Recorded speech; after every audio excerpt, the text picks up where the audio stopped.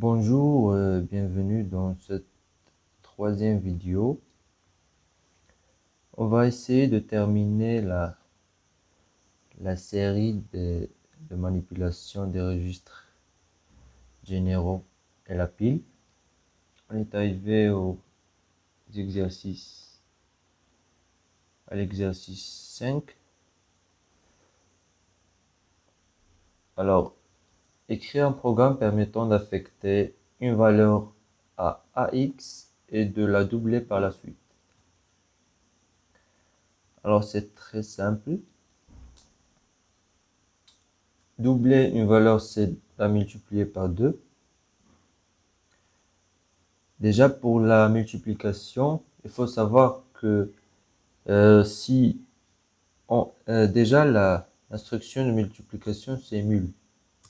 Alors, lorsqu'on fait, par exemple, mul bx, cette instruction signifie que le contenu du registre bx va être multiplié par le contenu du registre ax. C'est par défaut. Le contenu de bx fois le contenu de ax.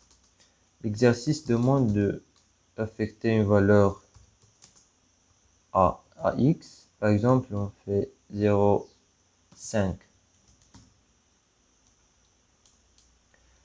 Voilà. Et par la suite, la doubler. Alors, on doit la multiplier, bien évidemment, par 2. Bon. On doit la multiplier par 2.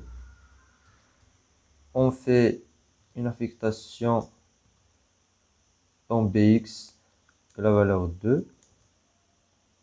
2 en hexa, c'est le même nombre en décimal. C'est la même chose. Et par la suite, on fait l'instruction mul bx. Ici, mul bx signifie que le contenu de bx va être multiplié par le contenu de ax. Et on aura un résultat de 10, qui est 0a en hexadécimal. On teste le programme. Alors, la première instruction, c'est 0,5 dans AX. La deuxième, c'est 0,2 dans BX. Alors, déjà, on a affecté 0,5 dans AX, c'est la première valeur. Et par la suite, elle va être doublée. Voilà. C'est 0A dans AX. Et voilà l'utilité de cette instruction mul. C'est qu'il fait une multiplication du contenu du registre associé au contenu du registre AX. Toujours. C'est bon.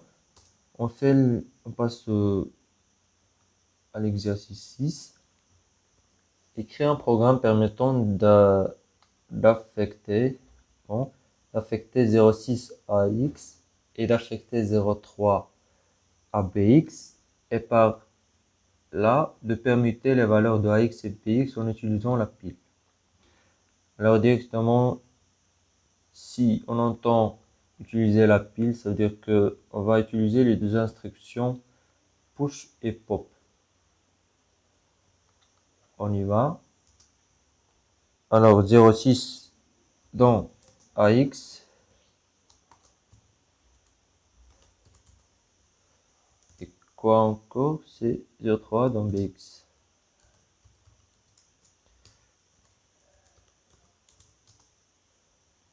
Voilà. Bon, à savoir encore sur la pile, c'est que lorsqu'on fait push quelque chose, on fait un autre push d'un autre registre par exemple.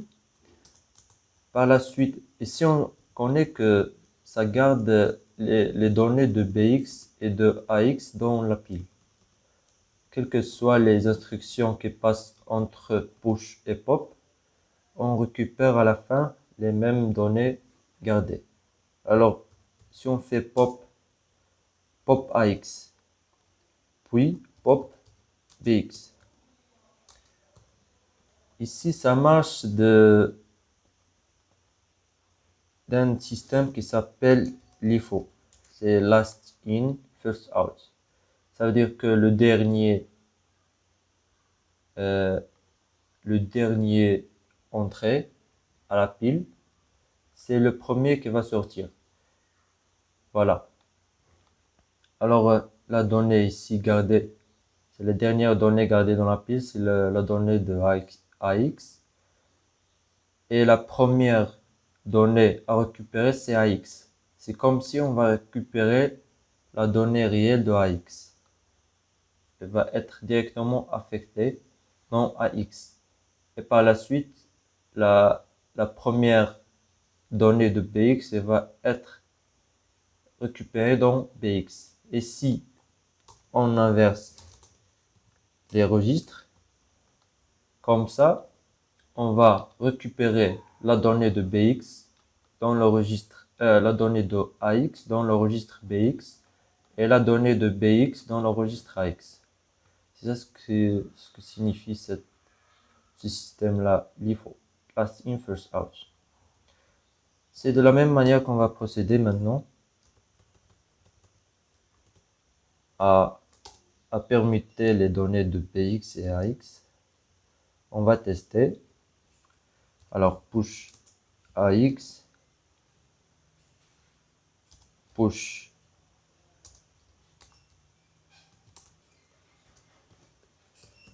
BX, oui, push, pop, pop, pop, quoi, pop, alors ici c'est AX, ouais, pour récupérer BX dans AX, pour permuter, et pop BX, voilà, BX dans AX et AX dans BX. On teste 0,6 ici, 0,3 ici, alors push AX, push BX, alors pop AX, voilà, on obtient 0,3 dans AX, et pop BX, on obtient 0,6 dans BX, et comme ça on a permuté les deux valeurs de AX et BX. Bon voilà, voilà comment ça marche la permutation des données.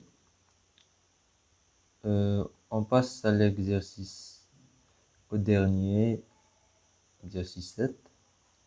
Écrire un programme permettant de calculer le carré d'une valeur en utilisant uniquement le registre AX. Alors on doit se rappeler de comment ça se fait une multiplication. On vient de dire que mul, un registre, voilà, un registre, BX, ça veut dire que le contenu de BX va être multiplié par le contenu de AX. Alors, quel que soit le registre ici, son contenu va être multiplié par le contenu de AX. Il y a une solution pour avoir ce carré-là. Et c'est simplement de reprendre AX. Parce que, quel que soit ce registre qu'il est là, son contenu va être multiplié par le contenu de AX. Et si on met AX lui-même, il va être multiplié par lui-même. Et on obtient le carré. Il suffit ici de affecter une valeur à AX pour voir son carré. Voilà, on teste. Alors c'est 2 et mul, on va obtenir 4. Voilà. On essaie par une autre valeur. C'est par exemple 3. On va obtenir 9. 3, 9. Voilà. Et c'est tout pour cette première série. On a terminé avec une petite initiation sur la manipulation des registres généraux avec la pile.